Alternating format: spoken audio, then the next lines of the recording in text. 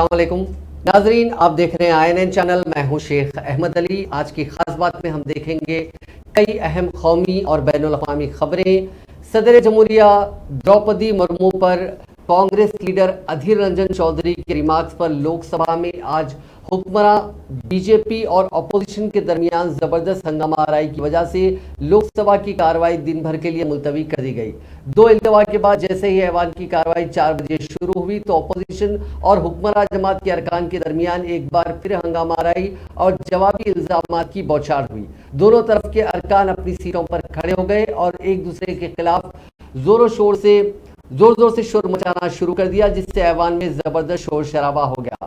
Presiding officer करेत सोलंकी ने अरकान को पुरसुकून होने को कहा, लेकिन किसी ने उनकी बात नहीं सुनी। सोलंकी ने 2 मिनट के अंदर ऐवान की कार्रवाई दिन भर के लिए मुलतवी कर दी। दरअसल बीजेपी इस बात को लेकर एहतजाज कर रही है कि अधीर रंजन चौधरी ने कल मीडिया को इंटरव्यू देते हुए सदर जमहूरिया द्रौपदी मुर्मू को राष्ट्रपति के बजाय राष्ट्रपत्नी कहा।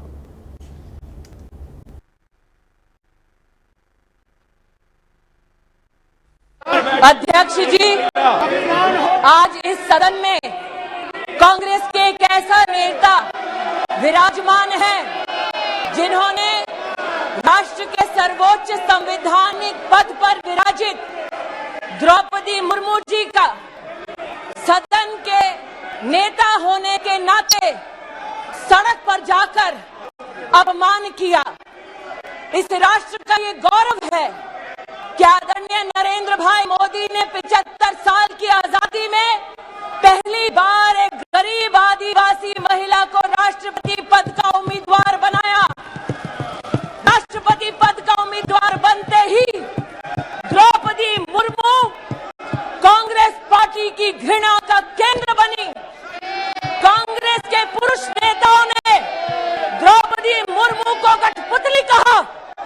कांग्रेस के घृणित कार्य करने वाले पुरुष नेताओं ने द्रौपदी को अमंगल का प्रतीक कहा और कल कांग्रेस के नेता सदन ने देश की राष्ट्रपति को राष्ट्रपत्नी कहकर संबोधित कर उनका अपमान किया। कांग्रेस पार्टी आदिवासी महिला का ये सम्मान पचा नहीं पा रही। कांग्रेस पार्टी गरीब परिवार की बेटी देश की राष्ट्रपति बने, इसको पचा नहीं पा रही। कांग्रेस पार्टी के उस नेता को अपने उस कृत्य पर एक पत्रकार ने टोकते हुए कहा कि आप देश की महामहिम राष्ट्रपति का अपमान कर रहे हैं, लेकिन तब भी अधीर रंजन चौधरी ने द्रौपदी मुर्मू जी का अपमान वापस नहीं लिया। आदिवासी विरोधी कांग्रेस, महिला विरोधी कांग्रेस, गरीब विरोधी कांग्रेस अब supreme commander of arm forces का भी अपमान करती है। मैं आज इस सदन में कांग्रेस की मुखिया विराजमान है, उनसे पूछना चाहती हूँ, you sanction the humiliation of Draupadi Murmu, you sanctioned the humiliation of the tribal legacy of this country. Sonia ji sanctioned the humiliation of a woman in the highest constitutional post. Sonia ji sanctioned the humiliation of a poor woman who ascends to the highest office in this country. You sanctioned the insult of every Indian citizen due to your male Congress worker. Parliament की कार्रवाई मुलतवी होने के बाद जुमेरात को parliament के अहाते में कांग्रेस सदर सोनिया गांधी और मरकजी वजीर स्मृति ईरानी के बीच नोकझोंक हो गई। दोनों के बीच बहस हुई तो सोनिया ने स्मृति से कहा कि डोंट टॉक टू मी। वहीं वजीर फाइनेंस निर्मला सीतारमण ने इल्जाम लगाया कि सोनिया ने बीजेपी की खवातीन एमपीज को धमकाया है। सोनिया गांधी जब पार्लियामेंट के अहाते में थी तो बीजेपी की खातून एमपीज ने उन्हें रोककर बात करनी शुरू की। एमपी रमा देवी ने सोनिया से कहा कि आपके एमपी अधीर रंजन सदर के बारे में कैसे बयान दे रहे हैं। इस पर सोनिया ने कहा कि अधीर रंजन ने पहले ही माफी मांग ली है, लेकिन इस मामले में मेरा नाम क्यों लिया गया। वहां मौजूद स्मृति ईरानी ने कहा कि मैडम मैं आपकी मदद कर सकती हूं, मैंने आपका नाम लिया था। इस पर सोनिया ने कहा डोंट टॉक टू मी। बस इसके बाद दोनों के बीच तू मैं शुरू हो गई। बहस बढ़ती देख सोनिया वहां से चली गई। उनके जाने के बाद बीजेपी की खवातीन एमपीज ने नारेबाजी शुरू कर दी। इधर वजीर फाइनेंस निर्मला सीतारमण ने इल्जाम लगाया कि सोनिया ने बीजेपी की खवातीन एमपीज को धमकाया। उन्होंने कहा कि सोनिया ने स्मृति समेत दीगर बीजेपी एमपी से बुरा बर्ताव किया।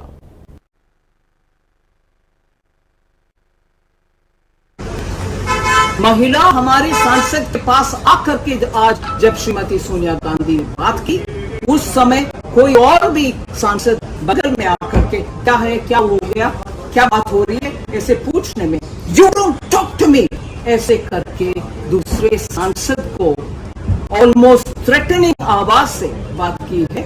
ऐसे में दम खाए ये मंत्रीगण भी बोल रहे हैं, हमारे साथ कार्तिक पवार जी भी बोल रहे हैं। सो एक अपॉलजी नहीं है, दूसरा मिसलीड कर रही हो नैने आदिर ने अपॉलजी कर दिया, तीसरे बाकी सदस्यगण को भी ऐसे कठोर, ऐसे थ्रेटनिंग तरीके से बात भी करना, ये क्या तरीका?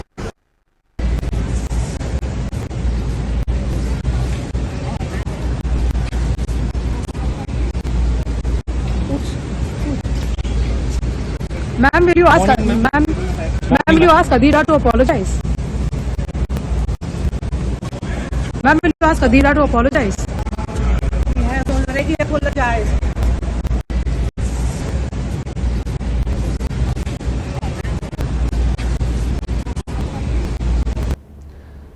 कांग्रेस कायद अधीर रंजन चौधरी के सदर द्रौपदी मुर्मू के खिलाफ रिमार्क के बाद, बवाल के बाद उनका बयान सामने आया। उन्होंने कहा कि मैं सदर की बेइज्जती करने के बारे में सोच भी नहीं सकता, ये सिर्फ एक गलती थी, जबान फिसल गई थी। उन्होंने कहा कि अगर सदर को बुरा लगा होगा तो मैं शख्सी तौर पर उनसे मिलूंगा और माफी मांगूंगा। वो चाहें तो मुझे फांसी दे सकते हैं, मैं सजा भुगतने के लिए तैयार हूं।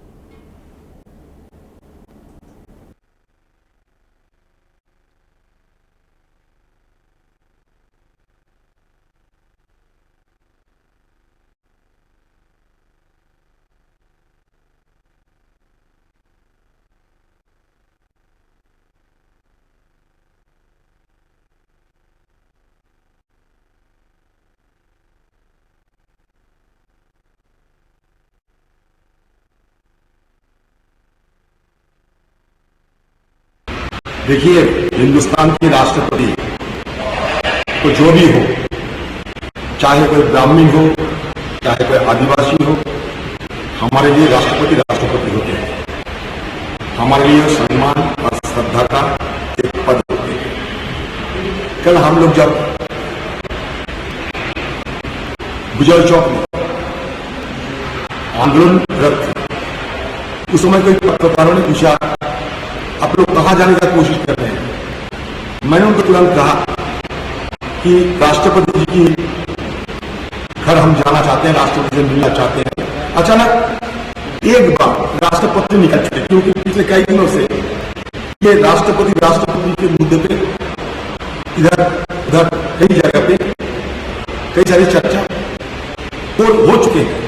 इसलिए अचानक एक बार ही ये लफ्ज निकले, सिर्फ एक बार, क्योंकि कल मैं खुद अपना पार्टी की तरफ से प्रेस मीट भी किया है उस विजय वक्त पे। आप देख सकते हैं कि पार्टी की तरफ से जब मुझे कहने का आदेश दिए थे हमारे नेता कांग्रेस, मैंने क्या कहा सब देखे। लेकिन उसी समय वो पत्रकार ने मेरे को कहा कि क्या राष्ट्रपति, मैंने कहा देखिए अब इसमें हो सकता है चुपे निकल गया, आप इसको ना दिखाए तो बेहतर होगा, दिखा दिया। और इसके लिए बवाल मचा रहे हैं। मेरी चूक हुई है सिर्फ एक बार और लफ्ज, क्योंकि एक लफ्ज में मैंने अचानक राष्ट्रपति से राष्ट्रपति निकल दिया। और इसके लिए बवाल करना ये बड़ा ताजुब लगते हैं, बड़ा ताजुब इसलिए लगते हैं कि जब बीजेपी पार्टी के पास कोई हमारे खिलाफ बोलने की कुछ नहीं है तो ये ढूंढते हैं कहीं ये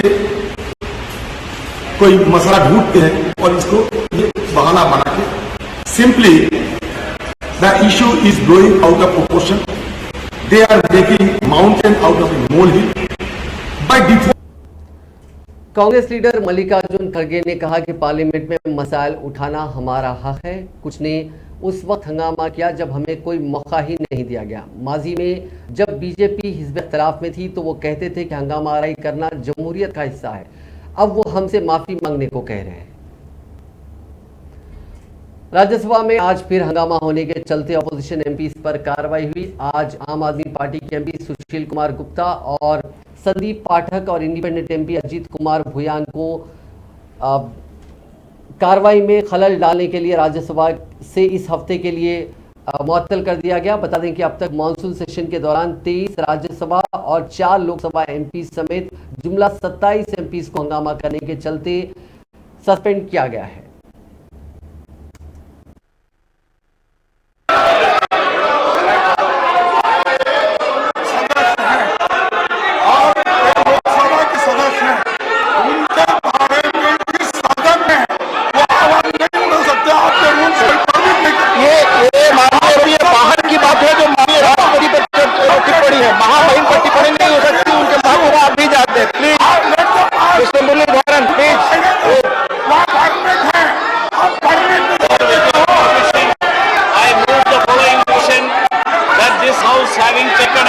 मिस्टर मुरलीधरन की बात रिकॉर्ड पे जा रही है।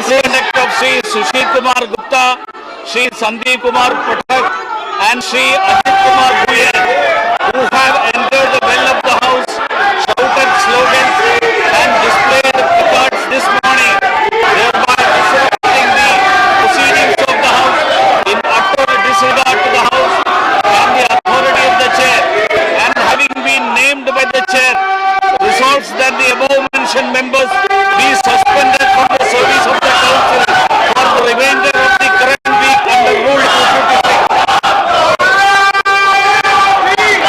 This house having taken a serious note of misconduct of Sri Sushil Kumar Gupta, Sri Sandeep Kumar Pathak and Sri Ajit Kumar Bhuyan, who have entered the well of the house, shouted slogans and displayed placards this morning, thereby disrupting the proceedings of the house in utter disregard to the house and the authority of the chair, and having been named by the chairman, resolves that the above mentioned members be suspended from the services of the council of the remainder of the current week under Rule 256.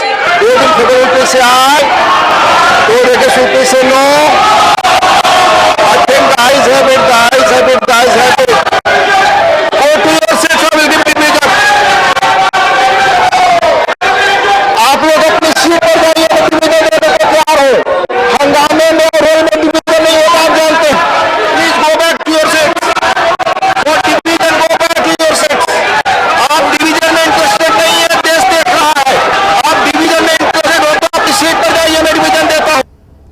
Monsoon इजलास के दौरान एक हफ्ते के लिए मुअत्तल किए गए अपोजिशन जमातों के अरकान पार्लियामेंट हुकूमत के खिलाफ 50 घंटे का धरना दे रहे हैं। चारशंबे की सुबह 11 बजे शुरू होने वाला ये धरना जुम्मे की दोपहर 1 बजे तक जारी रहेगा। अरकान पार्लियामेंट का ये धरना पार्लियामेंट हाउस अहाते में मौजूद महात्मा गांधी के मुजस्समे के सामने चल रहा है। धरना दे रहे अरकान पार्लियामेंट ने चारशंबे की रात पार्लियामेंट के अहाते में खुले आसमान के नीचे गुजारी। इस धरने में अपोजिशन पार्टियों के कई अरकान पार्लियामेंट हिस्सा ले रहे हैं, जिन्होंने खैमे का मुतालबा किया था, लेकिन इंतजामिया ने उन्हें उसकी इजाजत देने से इनकार कर दिया। चुनाचे उन्हें जुमेरात की रात भी खुले आसमान के नीचे गुजारनी पड़ेगी।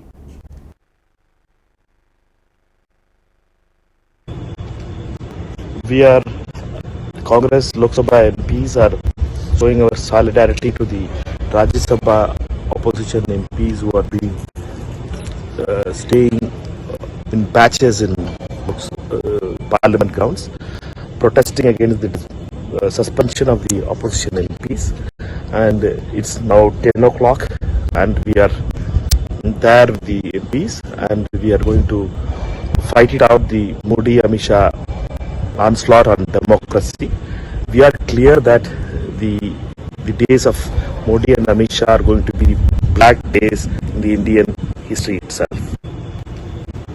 We are कांग्रेस के साबिक सदर राहुल गांधी ने मुल्क में रिकॉर्ड बेरोजगारी के मामले पर एक बार फिर मरकज की मोदी हुकूमत को तनकीद का निशाना बनाया। हुकूमत की तरफ से फराहम करदा आदाद शुमार का हवाला देते हुए राहुल गांधी ने कहा कि मोदी हुकूमत ने 8 सालों में नौजवानों को रोजगार के नाम पर कुछ नहीं दिया और सवाल पूछे जाने पर उन्हें गुस्सा आ जाता है। राहुल गांधी ने ट्वीट करते हुए कहा कि 22 करोड़ नौजवान 8 सालों में सरकारी नौकरियों के लिए कतार में लगे, जिनमें से सिर्फ 7,22,000 को नौकरी मिल सकी, यानी 1,000 में से सिर्फ 3 को। बेरोजगारी पर सवाल पूछें तो राजा को गुस्सा आ जाता है। सच तो यह है कि रोजगार देना उनके बस की बात नहीं है। नौजवान मुल्क का असासा है। बीजेपी उन्हें सिर्फ देनदारी दिखा रही है। ख्याल रहे कि लोकसभा में हुकूमत की तरफ से फराहम करदा आदाद शुमार के मुताबिक मई 2014 में वज़ीर आज़म नरेंद्र मोदी के इख्तिदार संभालने के बाद से जुमला 7,22,311 दरखास्त दहिंदगान को मुख्तलिफ सरकारी महकमों में सरकारी नौकरियां दी गई। हुकूमत की तरफ से दिए गए आदाद शुमार के मुताबिक सबसे कम नौकरियां 2018-19 में दी गई और सिर्फ 38,100 लोगों की ही तकर्री की गई। वज़ीर आज़म नरेंद्र मोदी ने आज गुजरात के साबरकांठा में गुदवा चौक के मुकाम पर 1,000 करोड़ रुपए मालियत के साबर डेयरी के कई प्रोजेक्टों का इफ्तिताह किया और संग बुनियाद रखा। इन प्रोजेक्टों से मकामी किसान और दूध का कारोबार करने वाले लोग बाइख्तियार बनेंगे और उनकी आमदनी में इजाफा होगा।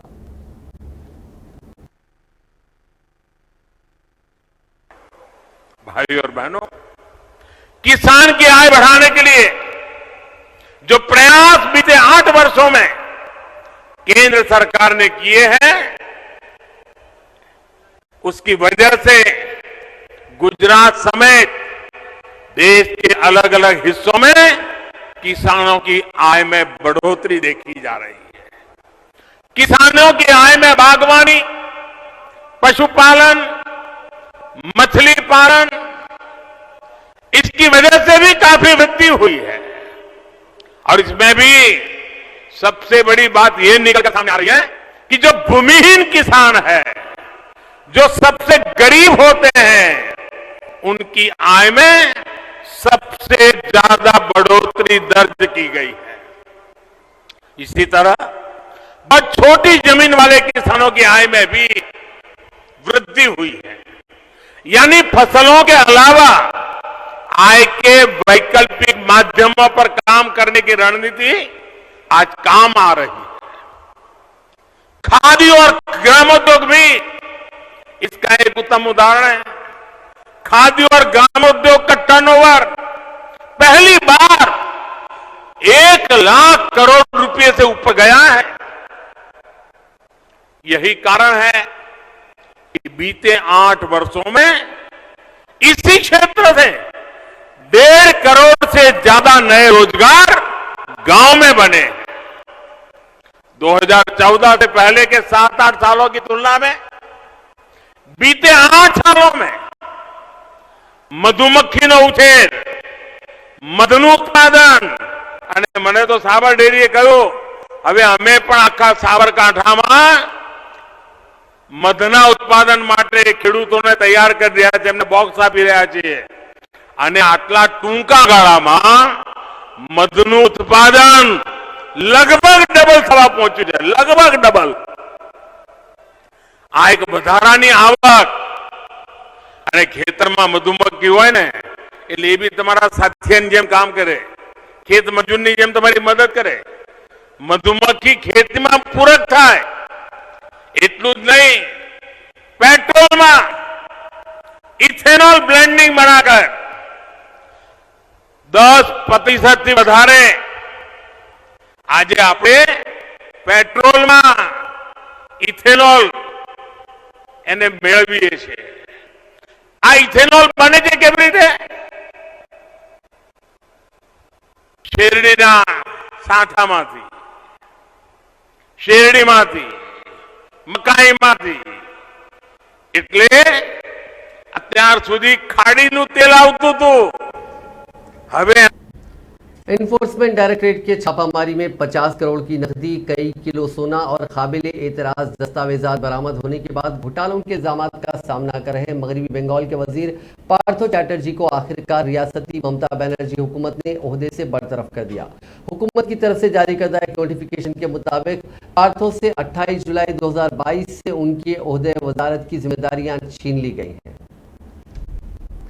असातिज़ा तकर्रुरी घोटाले में गिरफ्तार बंगाल के वजीर पार्थो चैटर्जी की करीबी साथी अर्पिता मुखर्जी के घर पर ईडी ने चारशंबे के रोज छापा मारा। ईडी ने अर्पिता के इस घर से भी नोटों का खजाना बरामद किया। रिपोर्ट के मुताबिक ईडी ने तकरीबन 18 घंटे तक इस घर की तलाशी ली, जिसमें 29 करोड़ रुपए नगद और जेवरात और बिस्किट की शक्ल में 5 किलो सोना बरामद हुआ। नोटों की गिनती रात भर जारी रही। ख्याल रहे कि इससे पहले भी ईडी ने अर्पिता के एक और घर पर छापा मारा, जिसमें तहकीकाती एजेंसी ने 20 करोड़ 90 लाख रुपए नकद और तमाम जायदादों के दस्तावेजात बरामद किए थे। तहकीकाती एजेंसी से वाबस्ता जाय के मुताबिक अर्पिता मुखर्जी के दोनों फ्लैट से अब तक 50 करोड़ रुपए की नकदी बरामद हुई है। कबल अज़ीम चारशंबे की शाम तफ्तीशी अफसरान की टीम कोलकाता के बेलघरिया इलाके में अर्पिता के घर पहुंची और फ्लैट की चाबी ना होने की वजह से अफसरान ताला तोड़कर अंदर दाखिल हो गए। रिपोर्ट्स के मुताबिक अर्पिता मुखर्जी के इस घर से भी बड़े पैमाने पर नकद रकम बरामद होने पर अफसरान दंग रह गए और फौरी तौर पर बैंक हुकाम को मौके पर तलब करके नोटों की गिनती शुरू कराई। जराये के मुताबिक अफसरान ने जायदाद की कुछ दीगर दस्तावेजात भी बरामद किए।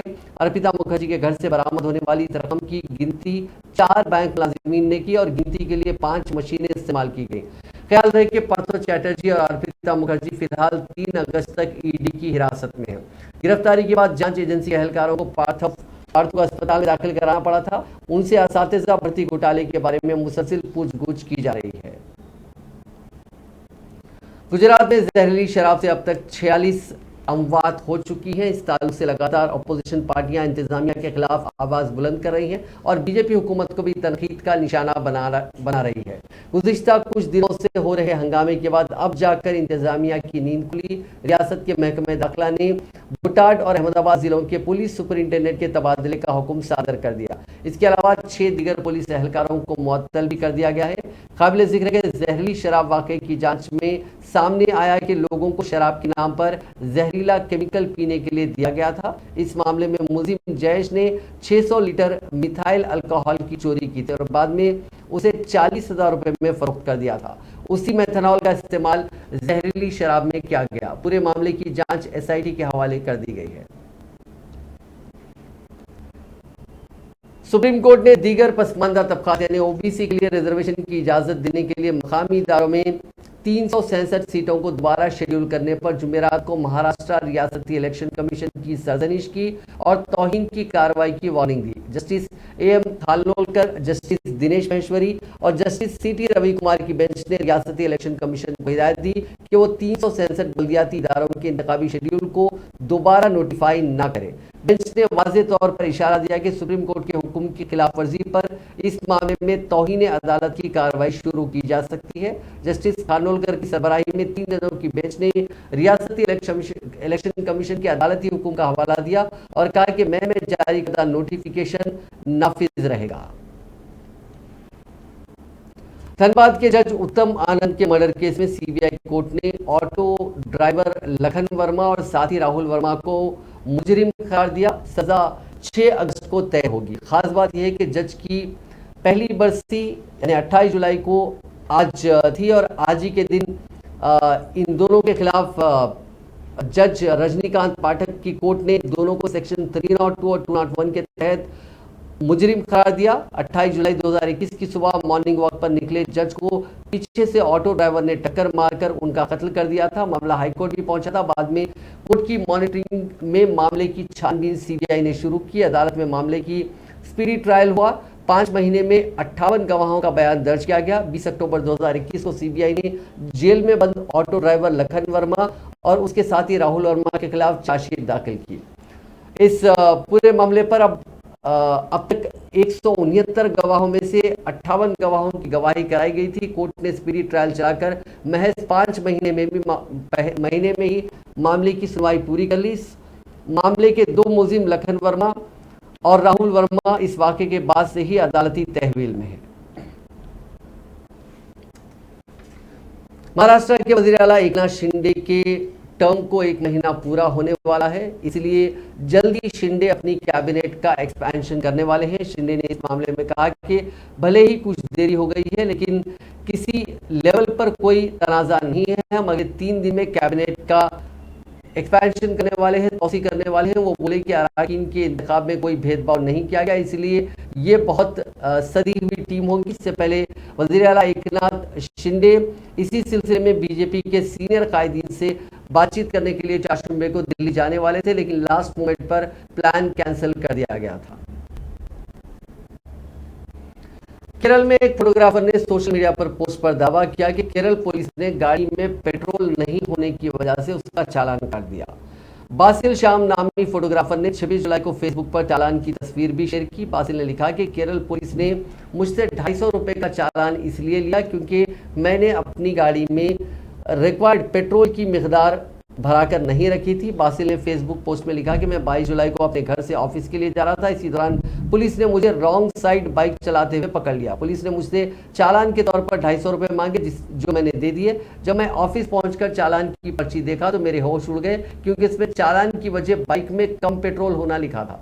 बासिल की पोस्ट पर यूजर्स ने पुलिस के काम पर सवाल उठाया। सुरेश नामी एक यूजर ने लिखा कि रॉन्ग साइड गाड़ी चलाने पर 1000 से 2000 रुपए तक का जुर्माना है, लेकिन पुलिस एहलकार कम रुपए लेने की वजह से गलती कर रहा है। पुलिस वालों को इससे सबक लेना चाहिए। अब बात कोरोना वायरस की। मरकजी वजारत सेहत के मुताबिक हिंदुस्तान में कोरोना वायरस के 20,557 नए केसेस की तस्दीक की गई। इस दौरान 19,216 मरीजों ने शिफाया भी हासिल कर ली, जबकि 44 की जान चली गई। मुल्क में कोरोना के एक्टिव केसेस की तादाद 1,46,323 है। मध्य प्रदेश के सागर के एक निजी स्कूल में कोरोना टीकाकारी में संगीन लापरवाही का इंकशाफ हुआ। वहां के जैन पब्लिक स्कूल में टीकाकारी के दौरान 30 बच्चों को एक ही सिरिंज से टीका लगा दिया गया। दरअसल इस स्कूल में बच्चों के लिए कोरोना टीकाकारी का कैंप का इनेकाद किया गया था। इस दौरान कुछ वालिदैन ने शिकायत की कि वैक्सीन लगाने वाला मुलाजिम एक ही सिरिंज से एक से ज्यादा बच्चों को टीके लगा रहा है। इस हिसास मामले के मंजर आम पर आने के बाद इंतजामी सतह पर तहकीकात का आगाज हो गया और उसकी लपेट में महकमे सेहत के कुछ अफसरान आ सकते हैं। जुनूबी सोमालिया के 2 शहरों में 4 जुम्मे को हुए बम धमाकों में कम से कम 19 अफराद हलाक और 23 जख्मी हो गए। हुक्काम ने बताया कि पहले वाकये में एक खुदकश हमलावर ने ज़ेरी शबिल इलाके के मारका कस्बे में खुद को धमाके से उड़ा लिया, जिसमें 13 अफराद हलाक और 5 जख्मी हो गए। वाकये की तस्दीक करते हुए एक इलाका एहलकार ने बताया कि ज़ेरी शबिल इलाके के उफगोई कस्बे में 2 हमलों में 6 अफराद हलाक और 18 जख्मी हो गए। ज़ेरी शबिल रीजन के गवर्नर इब्राहिम अदन अली नाजा ने बताया कि धमाका खैज जैकेट पहने खुदकश हमलावर ने मारका शहर में इंतजामी दफ्तर के बाहर खुद को धमाके से उड़ा लिया, जिसमें डिस्ट्रिक्ट कमिश्नर अब्दुल्ला अली वफूद और दीगर 12 अफराद हलाक हो गए।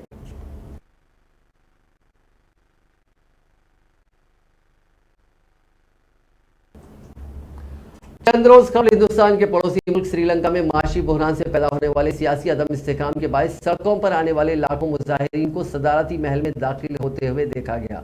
कुछ ऐसा ही नजारा इराक के दारुल हुकूमत बगदाद में नजर आया, जहां अवामी एहतजाज फूट पड़ा और मुजाहिरीन पार्लियामेंट की इमारत में दाखिल हो गए।